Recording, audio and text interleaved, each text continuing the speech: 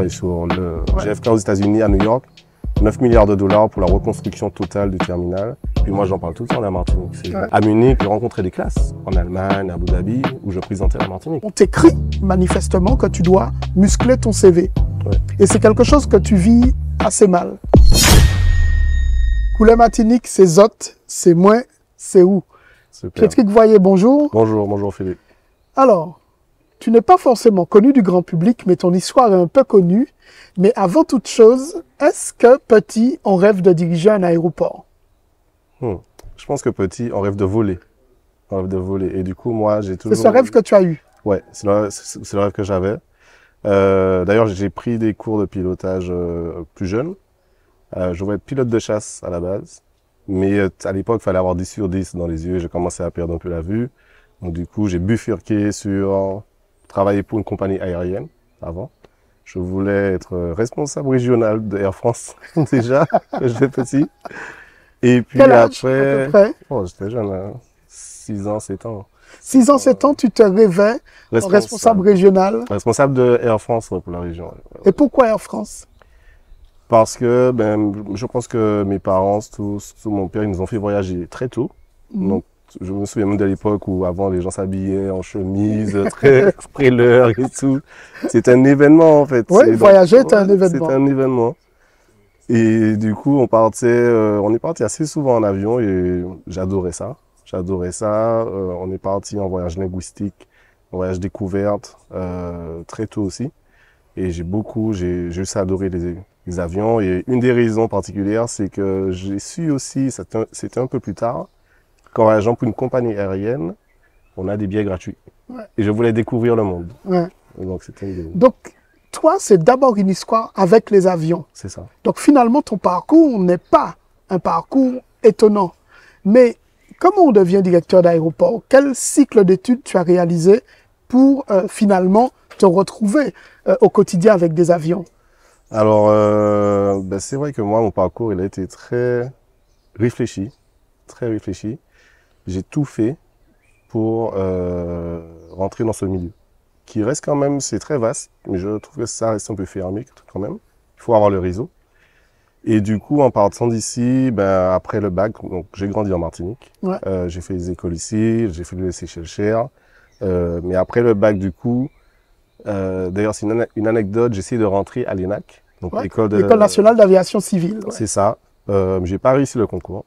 Mais néanmoins, quelques années plus tard, l'ENAC m'a demandé d'être professeur pour eux à Abu Dhabi. Donc c'était une belle revanche. Tout à fait. C'était une revanche, mais c'est une belle anecdote de voir que quand on se donne les moyens, au final, les choses s'ouvrent à nous. En fait.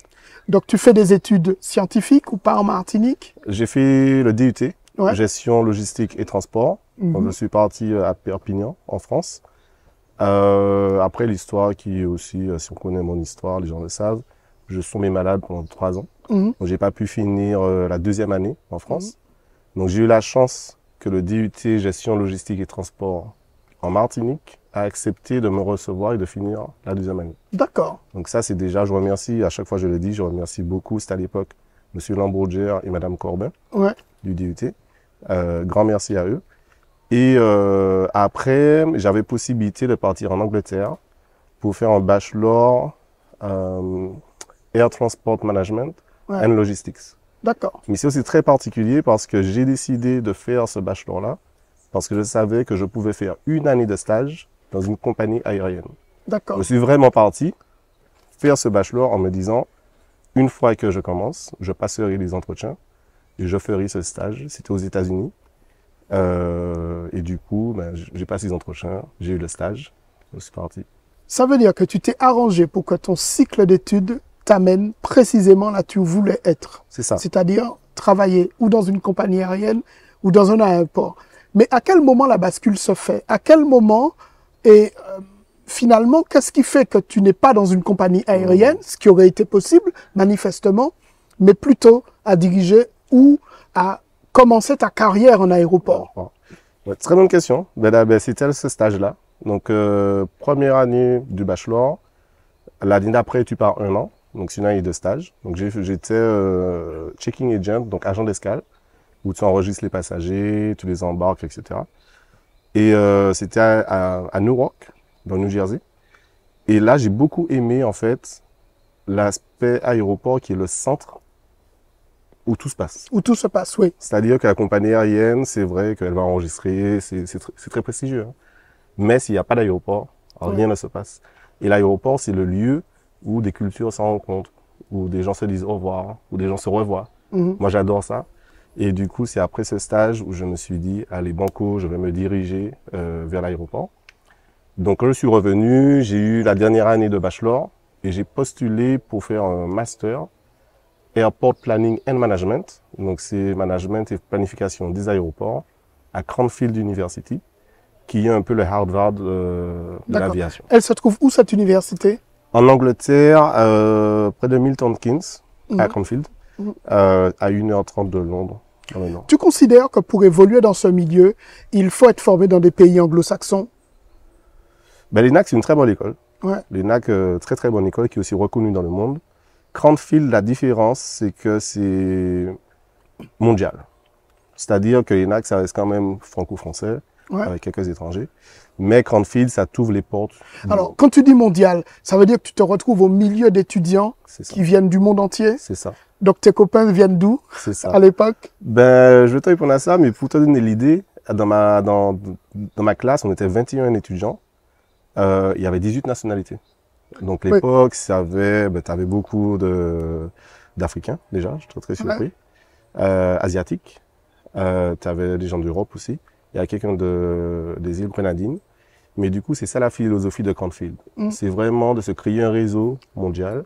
Et maintenant, quand on regarde la majorité, en tout cas, il y a de très grands directeurs d'aéroports qui ont fait Cranfield University. Ouais.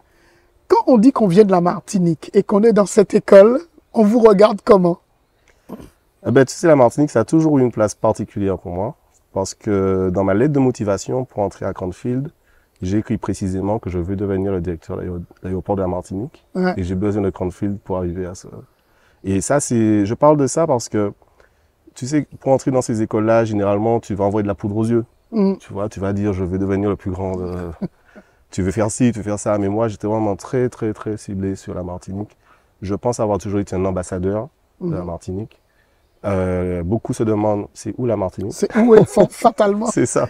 C'est où la Martinique? Même quand j'étais étudiant en DUT en France. Hein, mais voilà, ben, mon but aussi, quand j'ai voyagé partout, c'était d'être un ambassadeur, de toujours représenter au mieux la Martinique, de faire les gens venir en Martinique aussi pour visiter. Donc, Tes premières expériences, donc une fois que ton parcours est terminé, tu commences ta carrière où et tu fais quoi?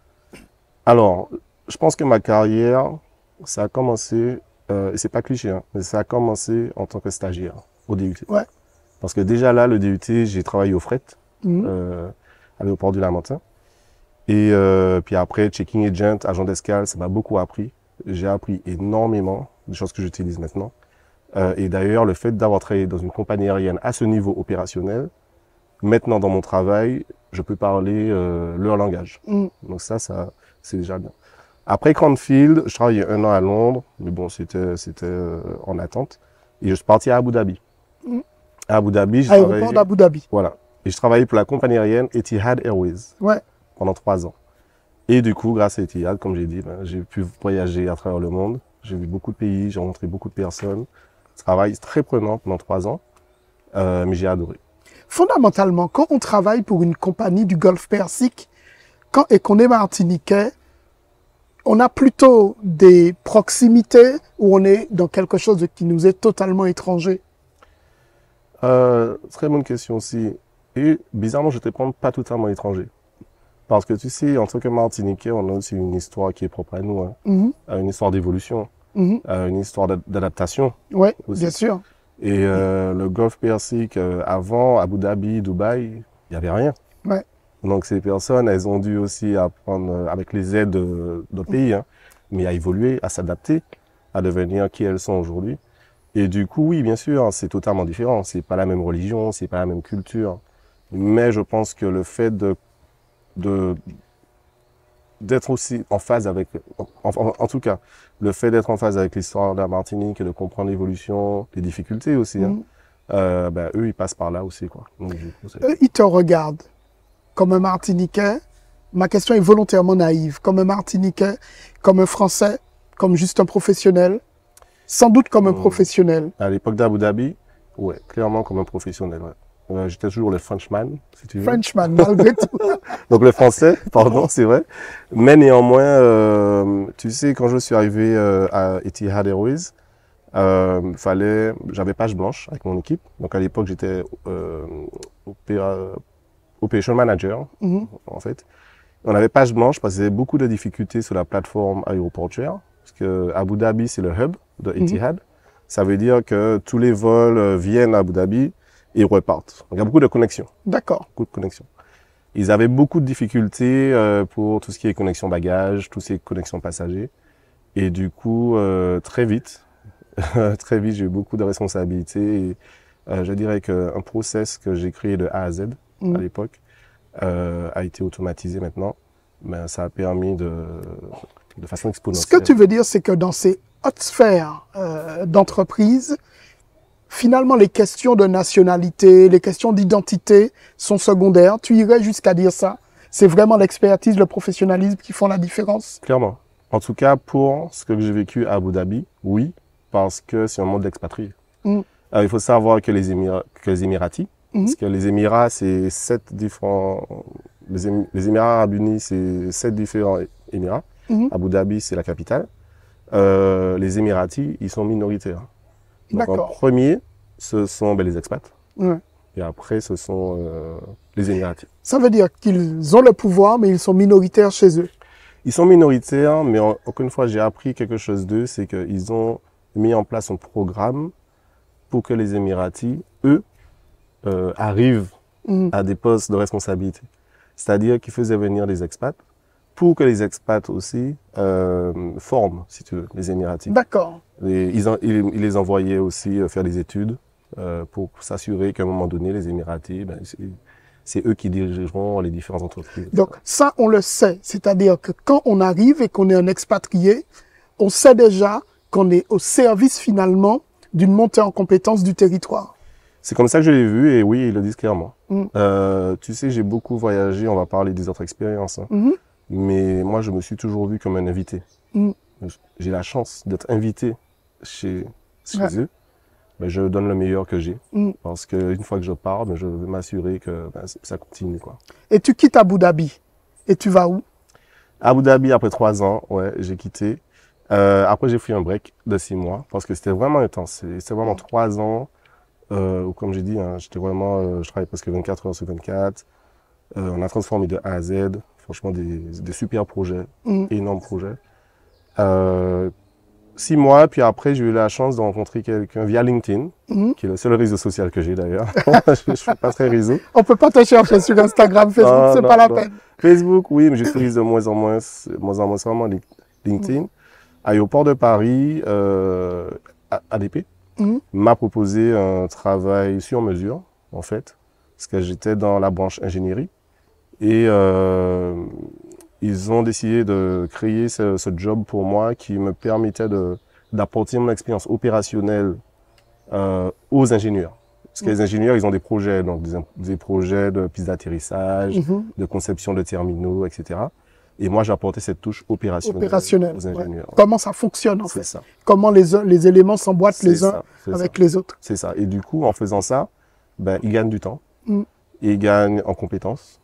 Et ça me permet de gagner aussi des nouveaux marchés. Hein. C'est quand on arrive et puis on dit, bon, ça, on sait faire, vous en faites pas. On va pas faire des changements de dernière minute, de design et tout. C'est une plus-value. Donc, du coup, j'ai beaucoup de chance et encore une fois, c'est Jérôme Lamour, je sais pas s'il va regarder, mais merci à lui. Oui, il regardera puisque tu vas le lui envoyer. C'est ça, clairement. Ensuite, il y a d'autres expériences, j'imagine. C'est ça. Tu restes en Europe ou tu pars ailleurs? Alors, il faut savoir que comme moi, je suis parti en Angleterre, et en général, et comme j'ai dit, moi, je voulais quand même développer la Martinique à mon niveau, au niveau aviation. Je me suis toujours dit, je vais apprendre des meilleurs pour pouvoir revenir. Ça, c'était mon but, clair et net. Je voulais vraiment apprendre des meilleurs.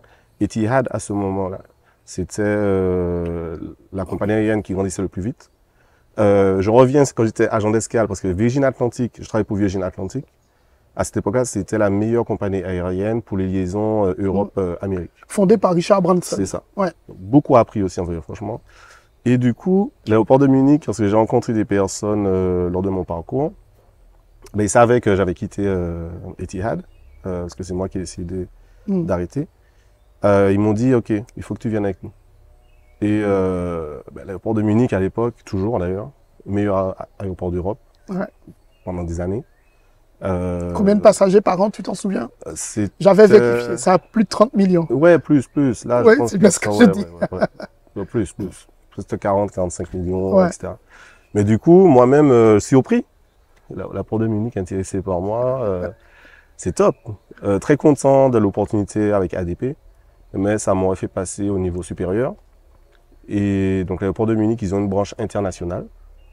Ce qui fait que comme c'est un des meilleurs aéroports au monde, tu as des aéroports qui leur demandent de l'aide pour développer leurs infrastructures. Donc moi, je suis entré dans cette branche internationale. D'accord.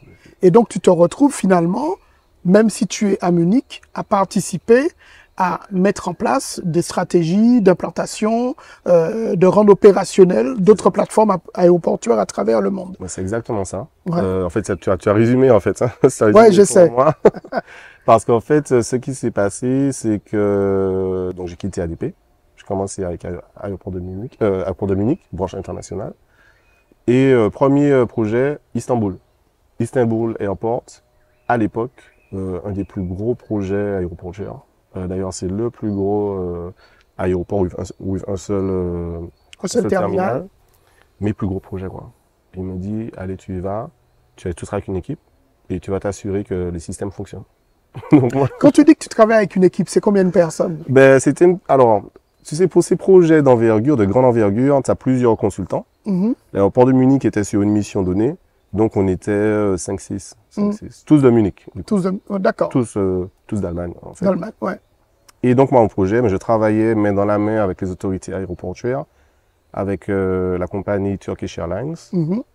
Et ben, je travaille avec les équipes et m'assurer, comme je dis, que les systèmes fonctionnent. Donc, système bagage, système enregistrement, système caméra, système informatique. Quelque chose qu'on ne pense pas du tout, hein, mais le système des badges. Oui, bien sûr. Le système des badges, c'était vraiment très intéressant.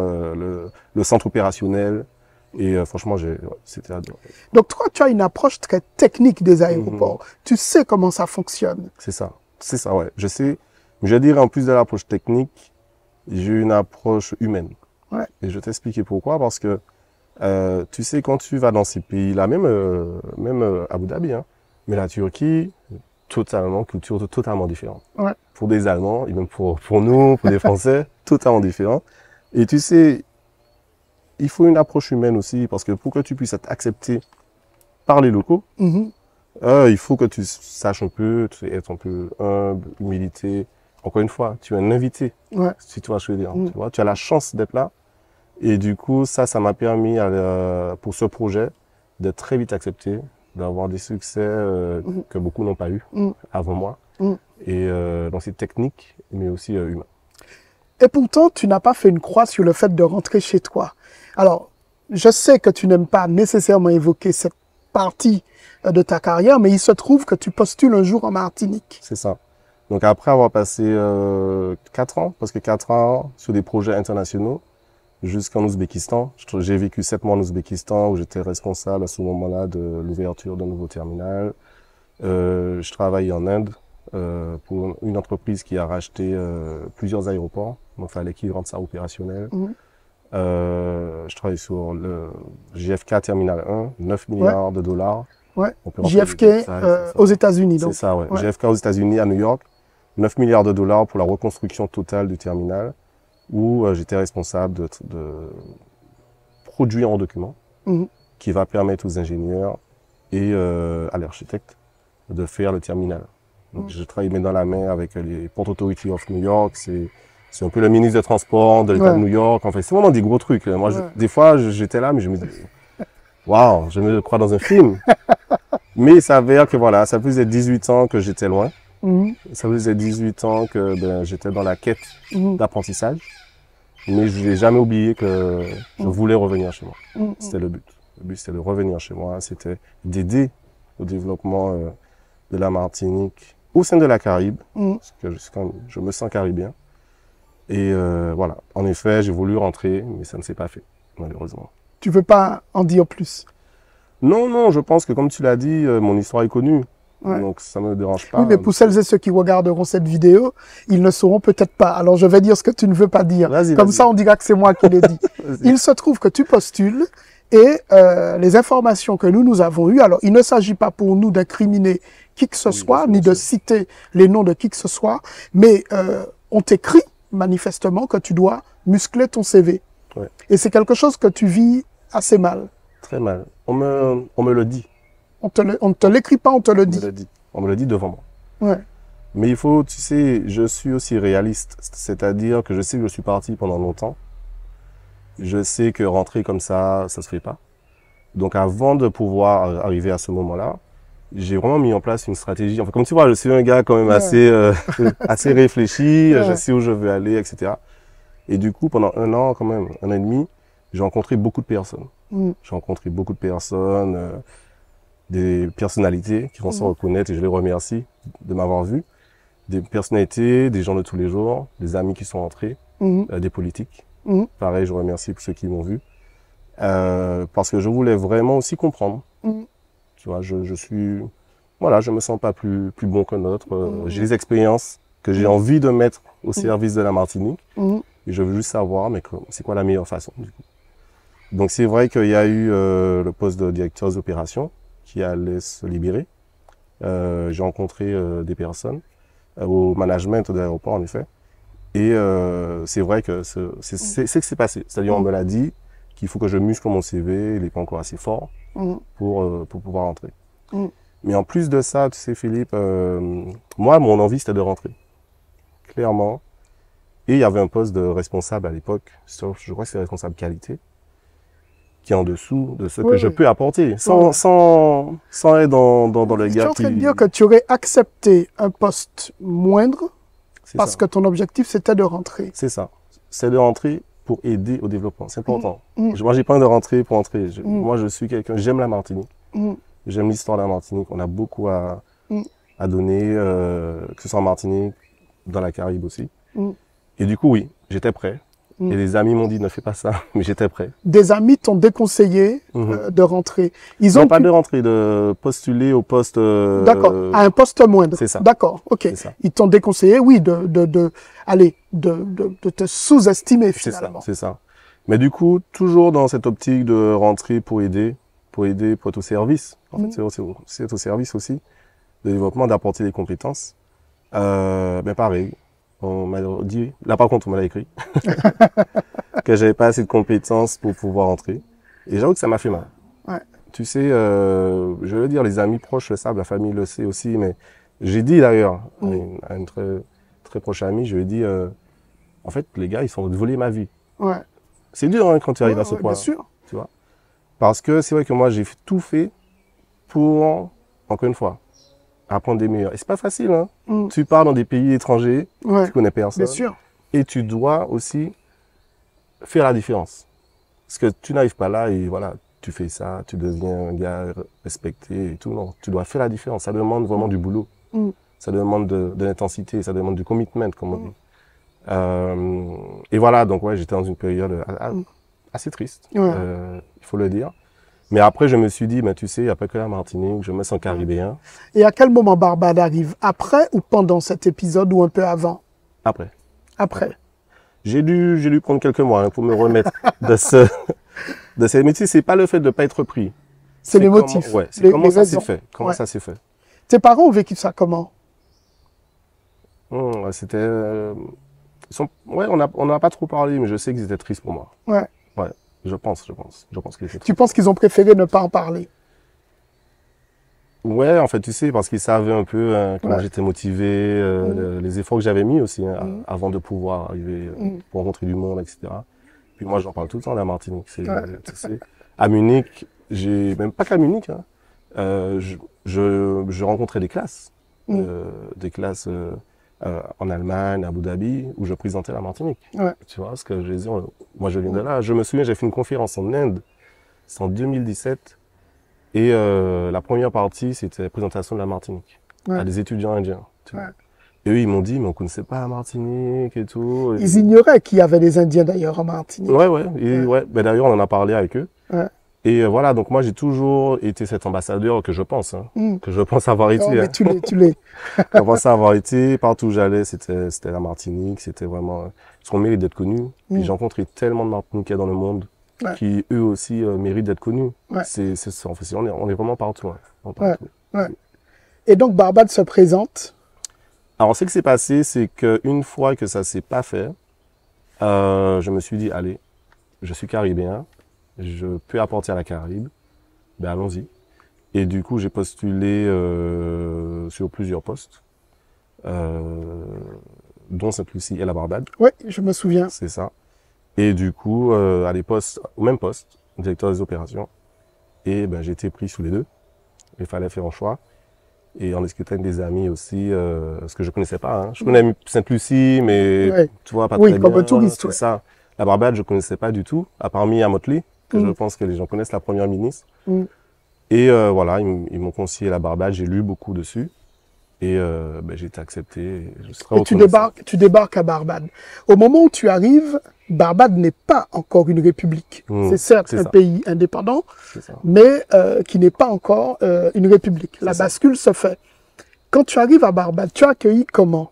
Comme un Caribéen, comme un professionnel venu du monde, comme un Français, sans doute comme un Comme, professionnel et un expert. Ça, il ouais, n'y a ouais. aucun doute. C'est vrai. Mais toujours le Frenchman. Rien à faire. The Frenchman. C'est le Frenchman. D'ailleurs, il m'appelle comme ça hein, dans certaines sphères. Ouais. Alors, on Mais- va traduire parce que sans Ah doute- oui, pardon, oui. Non, mais je sais pourquoi non, mais tu vas comprendre pourquoi je tiens à traduire. Parce qu'à Sainte-Lucie, il ne nous appelle pas The Frenchman. Il dit The français. Ok. Ouais, ouais. Et c'est ça la même revient chose. au même. Ouais, c'est la même chose, c'est la même chose. Mais tu sais, déjà, moi, d'être choisi à la Barbade, parce qu'encore une fois, je sais pas si les auditeurs, ou ceux qui vont nous écouter, ceux qui vont nous voir, connaissent Mia Mottley, mais c'est la première ministre barbadienne qui est au toit du monde. Ouais. On a la chance d'avoir une personne caribéenne qui dicte un peu maintenant, si tu veux, Ouais. les discussions autour du changement climatique pour les petits pays. Et donc moi, je me dis, waouh, tu sais, ces postes-là peuvent être vus comme des postes politiques. Mhm. Et voilà qui donne la chance, encore une fois, à un étranger, parce que je suis un étranger. Oui, pour eux, tu es un étranger. Un étranger, un poste aussi important. Je suis en vrai le numéro 2/numéro 1, hein, parce que le CEO, il est à d'autres sphères. Moi, je dirige l'aéroport. Et donc, moi-même, je suis comme toi. Comment ils vont m'accueillir, tu vois? Qui est cette personne qu'on a choisie, Qui n'est pas qui barbadien. n'est pas barbadien, qui il connaît, comment il est arrivé là? Donc, c'était plus ça. Ouais. Mais tu sais, moi, je pense que le fait d'avoir vécu dans autant de pays, d'avoir travaillé avec autant de personnes de différentes cultures, différentes religions, tu sais, différentes formes de pensée, etc. Moi, je pense que j'ai un peu peut-être trouvé une formule Mhm. de comment me faire accepter et puis comment travailler ensemble. Ça, c'est important. Ouais, ouais. Nous, ce qu'on aimerait savoir, c'est quand on dirige un aéroport, on arrive le matin, on fait quoi? Ah, est-ce que ça s'arrête? Je pense qu'avant même de t'endormir, tu penses déjà à la journée de demain, etc. Alors, on fait quoi? Moi, quand j'arrive, déjà, je dis bonjour aux équipes. Ouais. C'est la première chose que je fais. Je pose mon sac et je fais le tour pour dire bonjour. Très important. Très important. À Barbade particulièrement, ailleurs aussi. Ailleurs aussi, mais je pense que c'est juste une forme de respect. Mm. Il y en a qui ont travaillé toute la nuit, qui vont rentrer chez eux, se reposer. Il y en a qui arrivent. Et puis je veux aussi montrer que je suis là. Si jamais il y a des problèmes, je suis Oui. aussi là. Ouais, ouais. Mais c'est aussi une forme de respect, c'est vraiment ça. Mm. Et puis, se mettre au courant de ce qui s'est passé la veille, s'il y a des choses sur lesquelles je dois savoir. Un aéroport, c'est toujours des problèmes. Toujours des opportunités. C'est important. Mais les mots sont importants, les mots sont Les importants. mots sont importants. Tu sais pourquoi les mots sont importants? Parce que même avec mes équipes, hein, je leur ai dit, bon, je vais dire en anglais, je vais essayer de trouver en français, mais tu sais, quand ils me parlent, il y a des problèmes, on va dire des problèmes. Je dis non, il y a des challenges. Des challenges. Et on va trouver comment régler ce challenge. Mais oui, c'est vrai que tout peut arriver. Hein. Il y a deux semaines, un avion a atterri sur la piste, les roues n'était pas bloqué. Mhm. Donc, il a atterri sur son belly, comme on dit. Et d'ailleurs, c'était un Martiniquais. On a vient de la Martinique. Je sais pas s'il nous voit, mais salut. Non, on a bien sympathisé.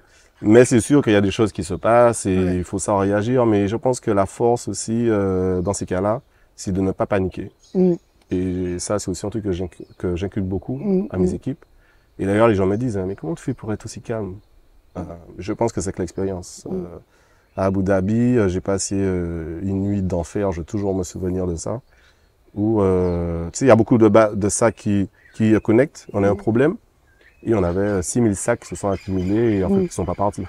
Et je me souviens que mon boss à l'époque, il m'a dit un truc, il m'a dit, That happened, it's okay. Et voilà, c'est pas paniquer, puis c'est régler le problème. Régler le problème. C'est comme ça que tu envisages ton travail. Ouais. Mais une journée type. Ah, il n'y a pas de journée type. Il n'y a pas de journée type. Mais une journée type, si je dois définir une journée type, c'est vraiment être avec les équipes, de trouver cette opportunité ou les problèmes, d'essayer de les régler, de travailler avec les autres entités, les autres entreprises, toujours aussi trouver des opportunités d'améliorer. Parce que c'est en fait, c'est de l'amélioration continue. C'est impossible qu'une journée se déroule sans accroc. Tu vois, j'ai pas dit problème. C'est vrai, c'est vrai. C'est possible, mais dans ce cas, j'ai plus de temps pour moi penser à demain. Et ça, c'est bien. C'est-à-dire qu'une grosse partie de mon travail aussi, c'est l'amélioration continue sur le moyen terme, long terme. Il faut aussi savoir d'ailleurs que l'aéroport de la Barbade sera privatisé. D'accord. Donc on est en phase... Alors aujourd'hui, il appartient à qui? Aujourd'hui, l'aéroport... C'est un aéroport public. Public, ouais. C'est ça. Public, qui a son propre conseil d'administration, mais ça reste public. Et ils vont le privatiser donc? C'est ça. Ouais. Avec des capitaux barbadiens, étrangers? C'est public, donc je peux en parler. Hein, c'est les capitaux de Dubaï. De Dubaï. D'ailleurs, pour la petite histoire, il y a eu, tu sais, il y a toujours des gens qui font des histoires. C'est ils disaient que j'étais un espion.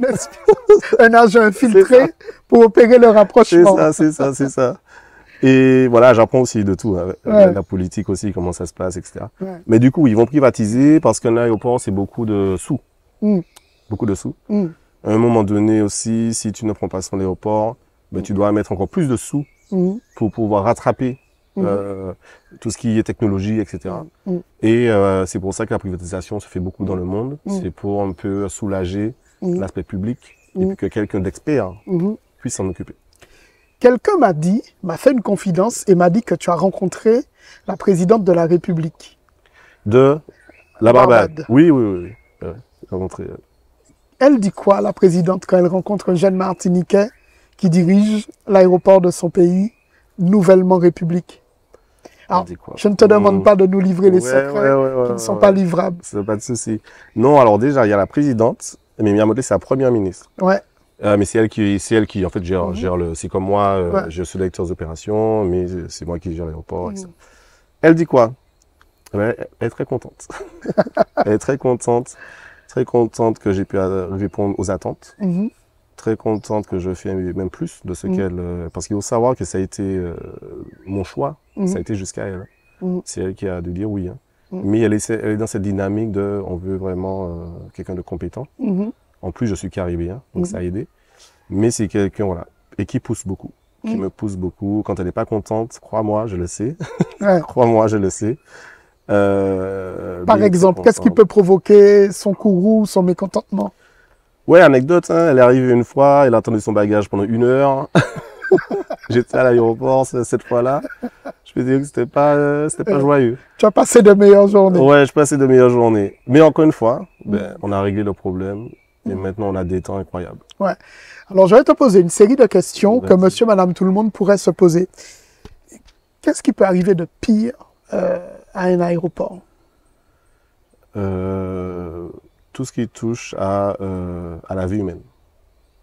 Ça peut être un crash d'avion, ça peut être un feu, ça peut être quelqu'un qui vient et tire, ça peut être une alerte à la bombe avec une vraie bombe. Pour moi, tout ce qui touche à la vie humaine, ça peut être le pire.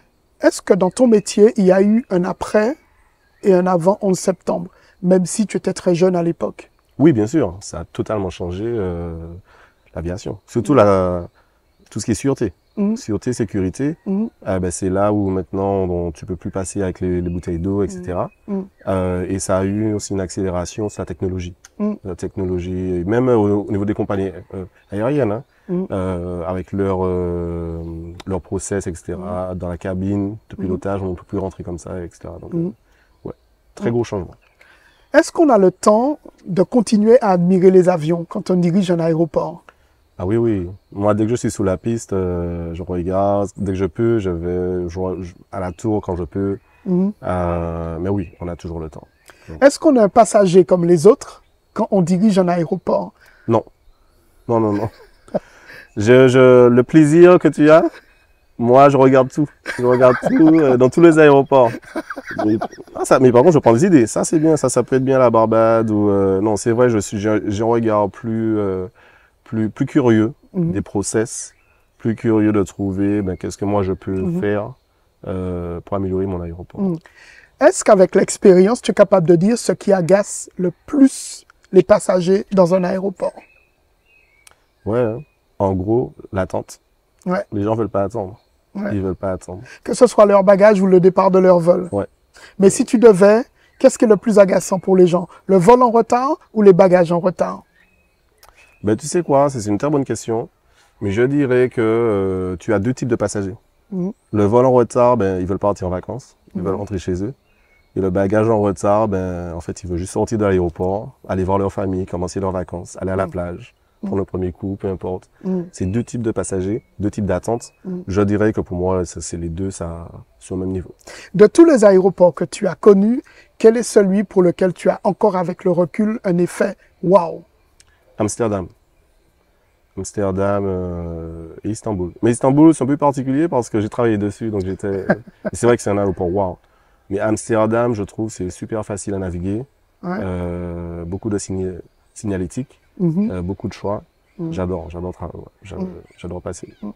Je vais te poser une question difficile, mais tu as le droit à un joker. Vas-y. Est-ce que quand tu regardes l'aéroport de Martinique, tu te dis, j'aurais changé ça, ça, ça? Joker. Bon, allez, je peux répondre. Oui, bien sûr, mais ça se fait, comme je t'ai dit, hein, partout où je vais, je regarde ce qui est possible, les pistes d'amélioration. Et c'est aussi ça qui fait un peu ma force, c'est que les gens, tu sais, ils respectent un peu ce que je dis. Parce que je travaille dans tellement d'aéroports que je vois les particularités de chacun. Et je peux faire ce micmac si tu veux et de dire, OK, ça c'est un bon mix. D'accord. Pour toi, allez, les trois grands éléments, les trois grands critères pour un excellent aéroport? Alors, ça commence par le staff. Ouais. Le staff, super important. Je mets beaucoup d'accent dessus.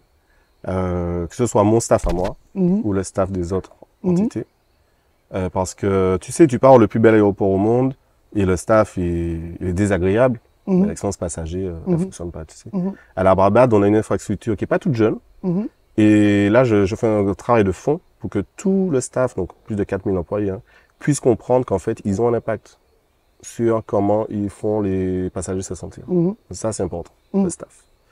Deuxièmement, je dirais la facilité de navigation.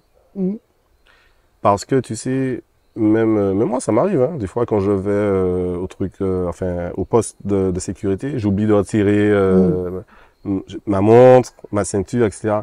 Et en fait, quelqu'un qui voyage, surtout, on oublie ça, mais c'est pas tout le monde qui peut voyager plusieurs fois dans l'année. Donc, t'as beaucoup de gens, c'est qu'un voyage. Donc, du coup, ils savent pas.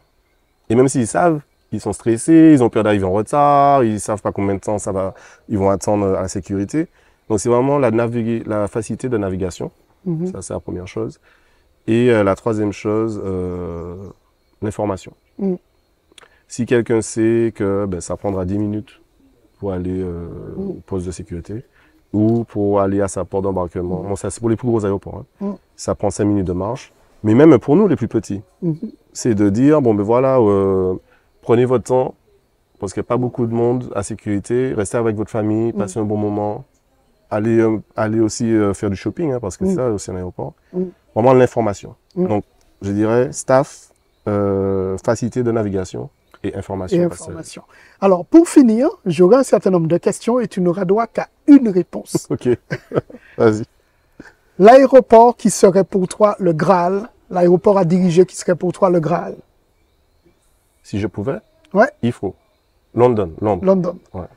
La compagnie aérienne où tu pourrais exercer? Où je pourrais, si je pouvais. Ouais, Je pense Qantas, en Australie. en Australie. Le pays où tu pourrais te domicilier pour son aéroport, à l'exception de la Martinique? Partout dans le monde. La meilleure place pour voyager en avion? Affaires ou économique? Bon, affaire, ça va. Affaire, c'est bien. Affaire, c'est bien, bien sûr. Meilleure place, il me manque. En tout cas, pas la place qui est la plus près des toilettes. Celle-là, tu la déconseilles. Là, j'ai des conseils. J'aime pas du tout. La meilleure compagnie française? Ouf. Joker? J'ai droit à un joker ou pas? Oui, tu as droit à un joker. Joker. La compagnie que tu aimes le moins au monde? Ah ouais, j'en ai pris des pas mal. Celle que tu aimes le moins? Celle que j'aime le moins. Ils sauront pas. Ils sont pas, c'est vrai. Non, j'ai réfléchi. Hein. Est-ce qu'il y en a une où je me suis dit plus jamais? Ça m'est pas encore arrivé. Donc je pourrais pas te répondre sur ça. C'est sûr et certain. J'ai pas de compagnie où je me dis allez, je vais pas voyager avec eux. Non. Alors, tu n'as pas voulu dire la meilleure compagnie française. La meilleure compagnie mondiale pour toi, c'est laquelle? Ouais, ça par contre, c'est facile pour moi. C'est Cathay Pacific. Ouais. Super. Alors, je vais te poser une autre question. Etihad ou Emirates? Etihad. J'ai voyagé avec Emirates, mais Etihad, déjà le service est excellent, les cabines sont excellentes, le personnel est excellent, et puis pour tout ce que j'ai fait avec eux, ouais, Etihad, 100%. Dernière question. Tu auras droit aussi à un joker. Tu n'as pas fermé la porte à diriger l'aéroport de Martinique? J'ai pas fermé la porte à rentrer en Martinique. Et donc mes compétences, c'est l'aéroportière. Et du coup, de façon logique, moi j'aurais aimé. J'ai dit, hein, moi j'ai écrit dans ma lettre de motivation à Cranfield, hein, que pour moi mon but c'est vraiment ça. J'ai des choses à donner, j'ai envie de donner, j'ai des choses à apporter. En ce moment, je fais rayonner la Barbade au niveau international et j'aurai à travers mes compétences. Et c'est vrai que moi je veux faire rayonner la Martinique à travers mes compétences. Merci Pietri Gvoyer. Merci à toi. Merci beaucoup. Merci. Je pense qu'on a tout dit. Merci. Super. Super. Couler Martinique, c'est moi, c'est autres, c'est nous.